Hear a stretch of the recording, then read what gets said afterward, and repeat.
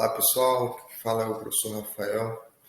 Estou com a garganta um pouco ruim, me recuperando aí de uma virose, uma série de coisas aí, e dando muitas aulas também. Mas qual é a grande questão aqui? Por que eu gostaria de debater essa questão do marco temporal, né? Primeiro explicar o que é, e aí a gente estabelecer um debate, né? E depois trazer algumas considerações de por que o marco temporal ele não é uma tese jurídica que vai trazer respostas principalmente positivas, principalmente para os povos indígenas, né? E hoje eu vejo, né, sendo esse um objeto de pesquisa e de contato que eu tenho nos últimos anos, que não sendo positivo para os indígenas, apesar do que a mídia prega, não é positivo para nós, né? Enfim, o que é a tese do marco temporal, né? Eu peguei aí uma matéria do Poder 360, o link vai estar na descrição, onde eles entrevistaram o Marcos Terena, sociólogos, antropólogos, juristas, e aí uma das coisas que eu li isso também enquanto pesquisador, mas eu achei interessante essa matéria por trazer essa perspectiva de diversos autores, né? Então, a primeira coisa que a gente tem que dizer é a nossa Constituição, né? Onde é dito, são reconhecidos aos índios sua organização social, costumes, línguas, crenças e tradições, e os direitos originários sobre a terra que tradicionalmente ocupam, competindo a União demarcá-la, proteger e fazer respeitar todos os seus bens, né? E aí qual é a grande questão? Esse artigo da Constituição, deixa eu recuperar aqui minha memória, se não me engano é o 231. O artigo 231, esse artigo da Constituição, ele não coloca um tempo, né? Desde quando essas pessoas ocupam, né? O que esse tradicionalmente quer dizer? E aí, nessa falha descritiva, né, apesar de ser muito claro, o texto ser exatamente, extremamente claro, algumas pessoas com más intenções utilizam dessa falha, podemos assim dizer, dessa brecha de dizer desde quando ocupam, né, o que é tradicionalmente. E aí, em 2009, um conflito entre indígenas e agricultores em Roraima, né, chega ao STF e acabou desencadeando a tese do marco temporal, não sei se de forma intencional, né, naquela época, porque o resultado dessa ação decide a favor dos indígenas, afirmando que os mesmos ocupavam a terra em 5 de outubro de 1988.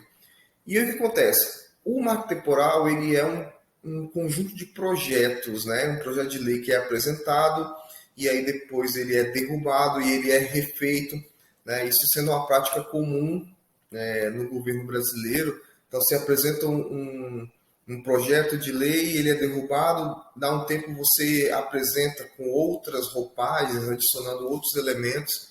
Então, de tempos em tempos, nós que estudamos isso, temos que estar recapitulando, revisitando a tese do marco temporal. Mas o que a tese do marco temporal vai dizer e por que ela é absurda? Ela vai dizer que os indígenas só terão direito àquela terra se eles estivessem ocupando ela, né? E aí essa questão de ocupação não tem a ver com uma ocupação nesse sentido da tese, né, do marco temporal. Não tem a ver com uma ocupação tradicional, com uma ocupação de uma ocupação cosmológica, de uma cultura diferente da outra, né?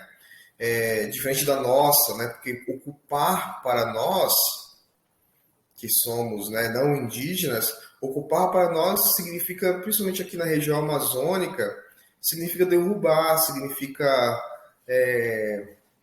fazer queimada, né? O ocupar é basicamente, isso é uma discussão que nós temos que fazer, ocupar para os que estão aqui colonizando a Amazônia, né, predando a Amazônia, é basicamente vencer a natureza, tá? Então, voltando. Então, os indígenas que não estivessem em 5 de outubro de 1988 ocupando aquelas terras, segundo a tese do marco temporal, não teriam direito à mesma, né? E aí eu gostaria de chamar a atenção aqui para algumas coisas e vou falar da Amazônia e de Rondônia, né, que esse processo de ocupação, essa relação entre povos indígenas e o Estado e outros agentes, né, privados é algo que eu tenho estudado na minha pesquisa de doutorado. Primeira questão, a chamada bancada ruralista, né, a frente ruralista, parlamentar ruralista, né, ela é extremamente forte, né, e ela tenta a todo custo implementar essa política de tornar viável, né, tornar uma tese jurídica aplicável o marco temporal, porque isso vai beneficiar, obviamente, a eles mesmos, né? Nós já fizemos um vídeo anterior, vou deixar o card aí para vocês, falando sobre a questão de terras, né? Essa ideia de que nós precisamos invadir as terras indígenas para desenvolver o país, pensando no agronegócio, é uma mentira. Nós temos muitas terras ainda que podem ser utilizadas sem entrar em terra indígena ou sem demarcar terras indígenas que estão no processo de demarcação, tá? Então, isso para deixar bem claro. Mas a primeira coisa que eu gostaria de falar é que essas pessoas que têm essas intenções, que não são intenções técnicas nem científicas, são unicamente ideológicas e políticas, como eu já falei no vídeo anterior sobre terras indígenas, eles têm muita força política, muito capital político para isso, né? Agora o STF está julgando, né? Teve um pedido de leitura, né, do Alexandre de Moraes, mas ele está julgando a tese do marco temporal. Essa é a primeira coisa. A segunda coisa, eu já falei um pouco, é sobre o que é ocupação, né? A gente tem que pensar que existem várias populações indígenas e várias formas de ocupar culturalmente esse espaço, né? Você vai ter indígenas isolados, por exemplo, que não deixam quase nenhuma marca, nenhuma manifestação, né, humana ali naqueles espaços, né? Eles são nômades ou seminômades que vão estar ali ocupando aquele lugar, mas não de uma forma como nós estruturamos a ocupação. Então, precisa se debater o que é uma ocupação tradicional na perspectiva dos indígenas, né? Porque o nosso artigo 238 fala, são reconhecidos aos índios a sua organização, costumes, línguas, crenças, tradições, né?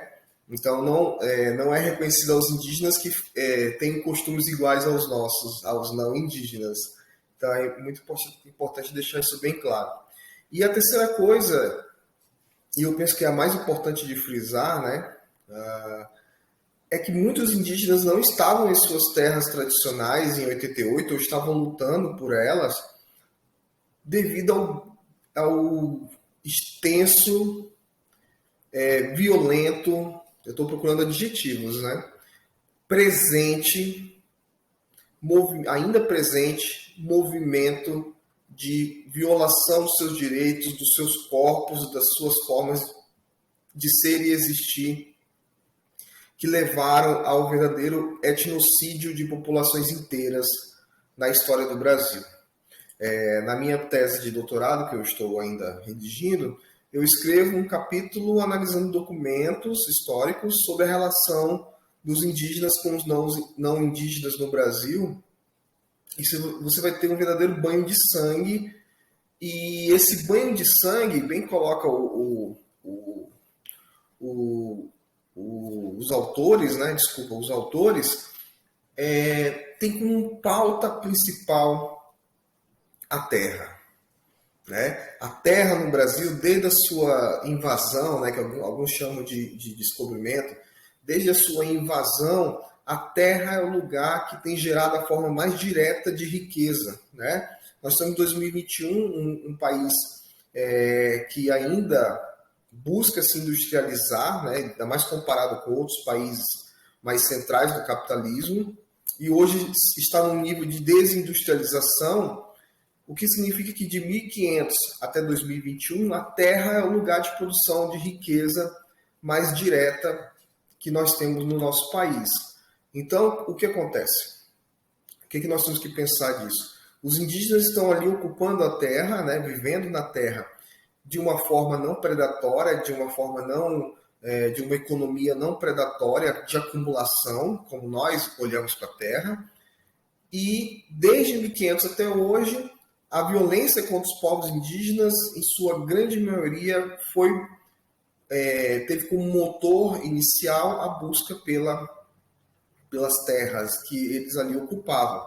Então, a tese do marco temporal e as outras milhares de propostas de legislação anti-indígenas são, na verdade, reflexos desses processos de tentativa de ocupação violenta, né? Hoje, essa ocupação violenta ela é pelo abuso do poder político ou pelo abuso do poder bélico, né? Em várias escalas, tanto na escala local quanto na escala nacional, e representam justamente essa violência recorrente, presente, cada vez mais forte e sistemática que nós temos contra as nossas populações indígenas. Quero deixar bem claro aqui, creio que isso ficou bem óbvio, que eu sou contra a tese do marco temporal,